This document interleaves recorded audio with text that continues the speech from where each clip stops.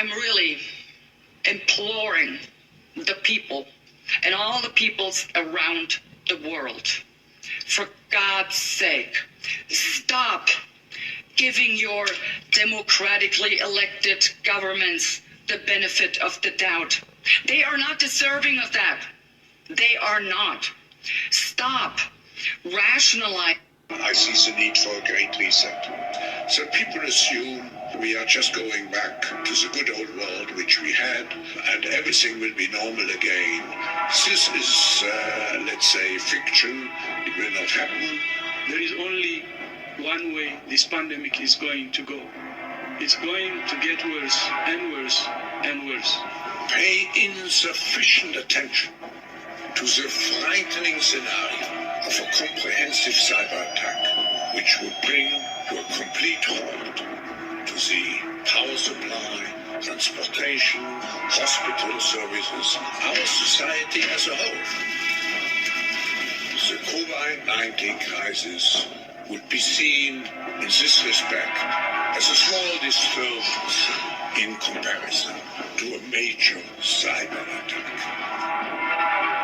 This is a moment for responsible leaders to think carefully about where they stand and who they stand with. While Justin Trudeau makes a compelling case study, he is not the only dictator on the rise. Under the new rules provided by the COVID-19 emergency, many other elected leaders were empowered to show their true colors.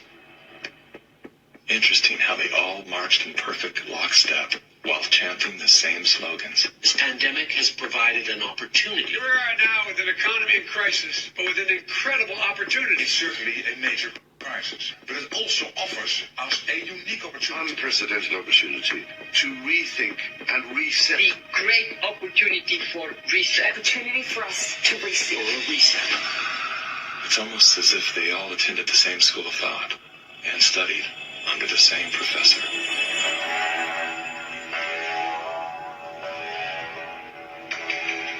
Some people would say this revolution is characterized by the fight of robots against human beings.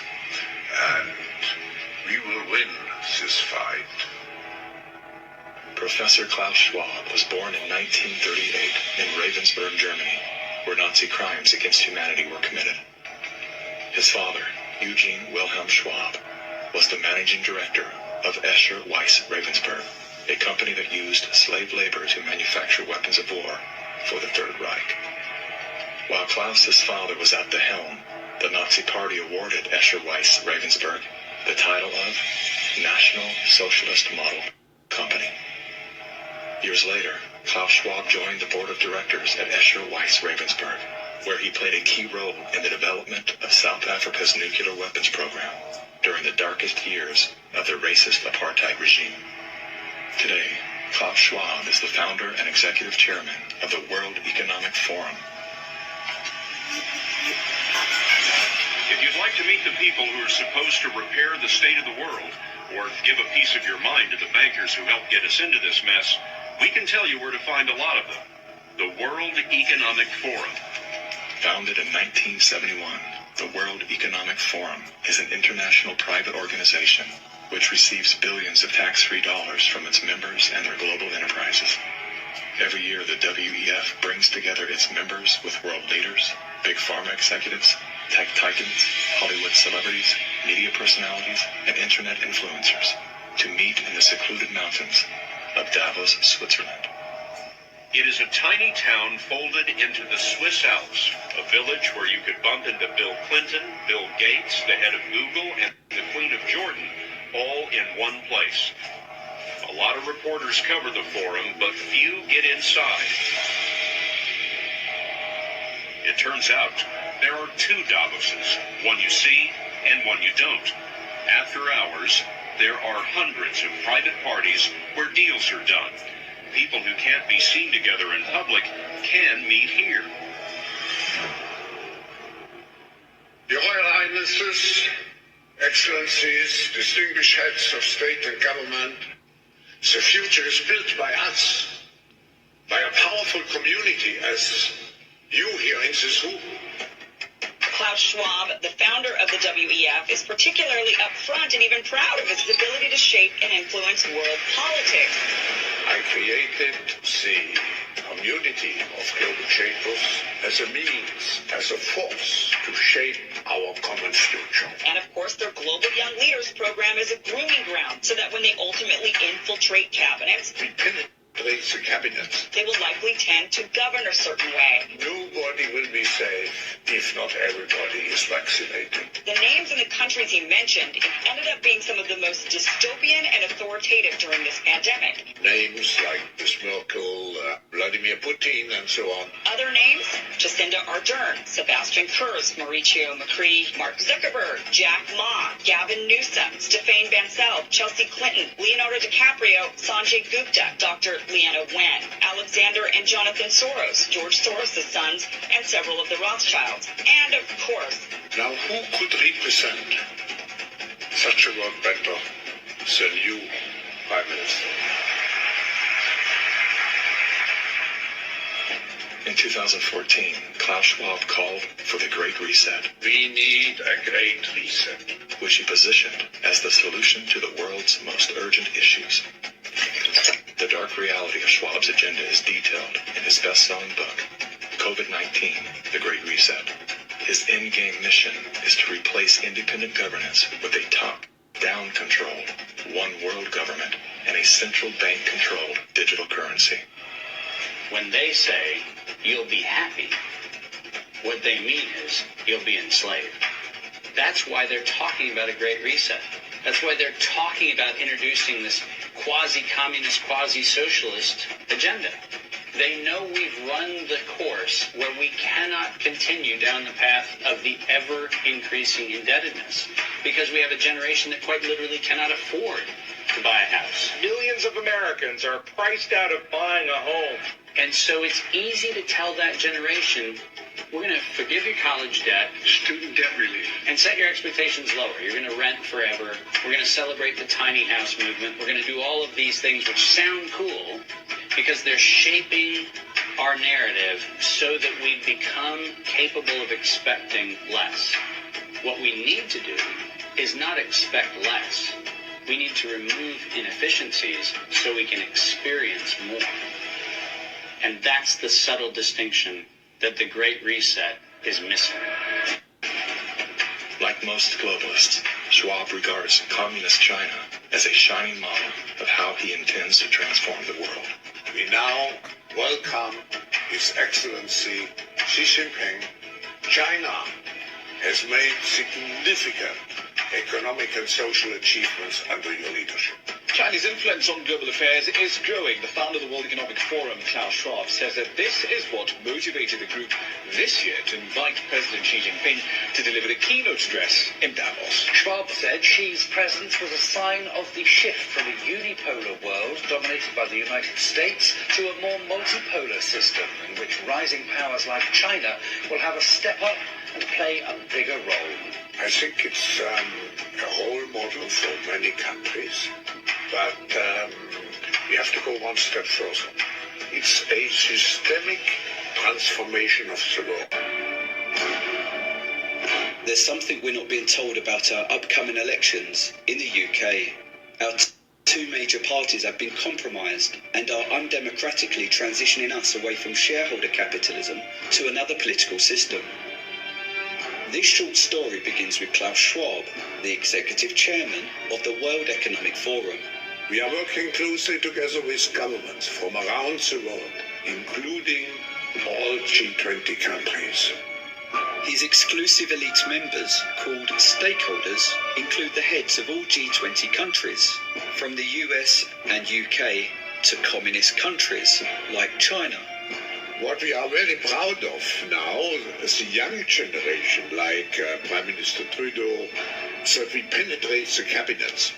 After penetrating our cabinets, Schwab and his stakeholders have enacted a 10-year transition to another political system, which Schwab designed. I pioneered the stakeholder concept, called stakeholder capitalism. Stakeholder capitalism is finally becoming mainstream. This single global authoritarian system provides the stakeholders unprecedented control over our companies and lives. The Chinese model is certainly a very attractive model for quite a number of countries. Promoted on the cover of Klaus Schwab's book, stakeholder capitalism's slogan is propagated by the heads of all G20 countries and other powerful stakeholders. People and planet, people and planet. In the UK, Prime Minister and stakeholder Rishi Sunak has already made stakeholder capitalism's credit score mandatory for large companies. We're announcing the UK's intention to mandate climate disclosures. Sunak's opposition, Keir Starmer, is also a World Economic Forum stakeholder. It doesn't matter which party we vote for, both have a stakeholder responsibility in accelerating the transition to stakeholder capitalism by enacting its Marxist and tyrannical policies. This is the best time for leaders to work jointly for the world to become more inclusive, more sustainable. If you've wondered what's causing these strange events, it's because we're witnessing a cultural revolution, a social movement manufactured by tyrants. Create a stronger inclusiveness. To drive a shift from the bottom up to a more inclusive political system. You have been promoting the stakeholder concept. The era will be inclusive for them. Other powerful UK stakeholders include Boris Johnson, Matt Hancock and Sadiq Khan, as well as the head of the BBC and our media regulator, Ofcom. They've been indoctrinating us to believe narratives about them acquiring totalitarian authority are dangerous right-wing conspiracy theories. What can you do if someone you know has fallen down the conspiracy theory rabbit hole? As well as manipulating us with propaganda, the stakeholders have been cancelling and censoring anyone who shares the truth. Under new online safety laws, conversation and discourse is being shut down.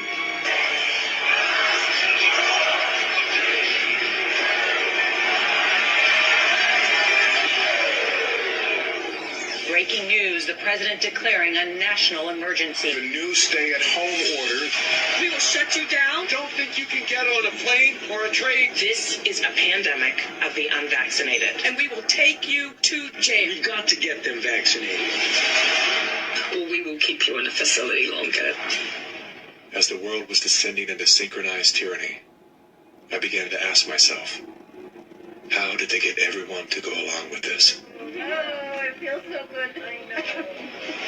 Obsessed with finding the answer, I began studying every moment in recorded history where masses of people acted against their own self-interest.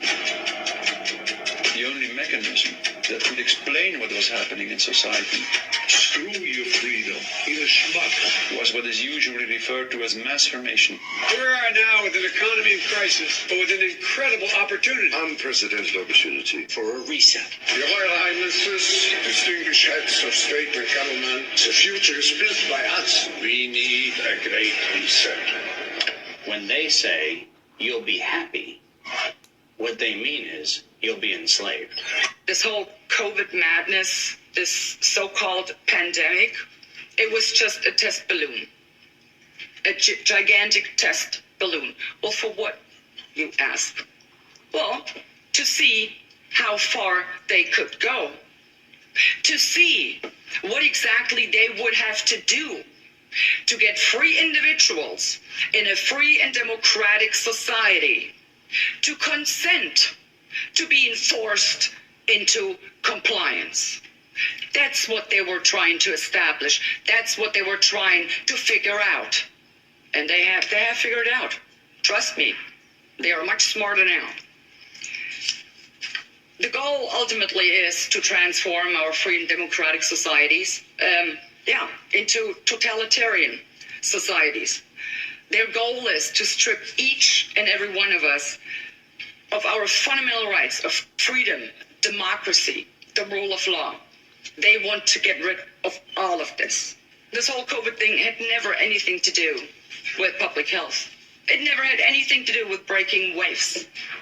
It always had to do with breaking people in order to make us a part of a mindless, malleable mass which they can totally control, and we will be completely dependent upon this globalitarian elite.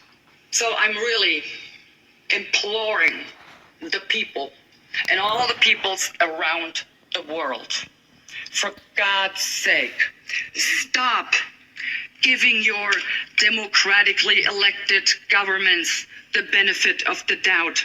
They are not deserving of that. They are not. Stop rationalizing. I see the need for a great reset.